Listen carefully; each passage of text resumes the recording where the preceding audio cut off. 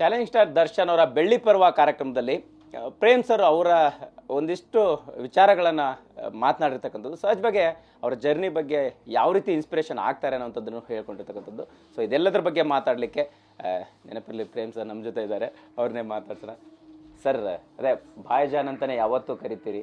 So ಪ್ರತಿ ಸಂದರ್ಭದಲ್ಲಿ ನೋಡ್ತಾ ಬಂದಿರ್ತೀರಿ. ಇವತ್ತಿನ ಹಂತಕ್ಕೆ ಸರ್, ಬೆಳ್ಳಿ ಪರ್ವಕ್ಕೆ ಅವರ ಒಡನಾಟ, ನಿಮ್ಮ ನೆನಪು ಸರ್? ಸೊ ಒಡನಾಟ ಅಂದರೆ ಬಹಳ ಹೆಮ್ಮೆ ಇದೆ ನನಗೆ. ಅವರ ಮೊದಲನೇ ಒಂದು ಪ್ರೊಡಕ್ಷನ್ನಲ್ಲಿ ನಾನು ಹೀರೋ ಆಗಿದ್ದು. ಅವರು ಅದು ಯಾವತ್ತೂ ಎಲ್ಲರ ಹತ್ರ ಹೇಳ್ಕೊಳ್ತಾ ಇರ್ತಾರೆ, ನನ್ನ ಪ್ರೊಡಕ್ಷನ್ನ ಮೊದಲನೇ ಹೀರೋ ಅಂತ. ಅಭಿಮಾನ, ಪ್ರೀತಿ, ಆ ಸ್ನೇಹಪರತೆ ಎಲ್ಲನೂ ಬಹಳ ಇಷ್ಟ ನಮಗೆ. ಆಮೇಲೆ ನನ್ನ ರೀತಿಯಲ್ಲೇ ಸುಮಾರು ಜನ ಹೊಸಬರಿಗೆ ಅವರು ಒಳ್ಳೆಯದನ್ನು ಮಾಡ್ತಾ ಬಂದಿದ್ದಾರೆ. ಅವರು ಫಸ್ಟ್ ಪ್ರೊಡಕ್ಷನಲ್ಲಿ ಅವರೇ ಹೀರೋ ಆಗಿ ಮಾಡ್ಬೋದಾಗಿತ್ತು, ಸೂಪರ್ ಸ್ಟಾರ್ ಅವರು. ಆ್ಯಂಡ್ ಬೇರೆ ಯಾರಿಗೋ ಅದು ಅವಕಾಶಗಳು ಕೊಡ್ಬೋದಾಗಿತ್ತು, ಅವ್ರು ತುಂಬ ಕ್ಲೋಸ್ ಅಲ್ಲಿರೋರಿಗೆ.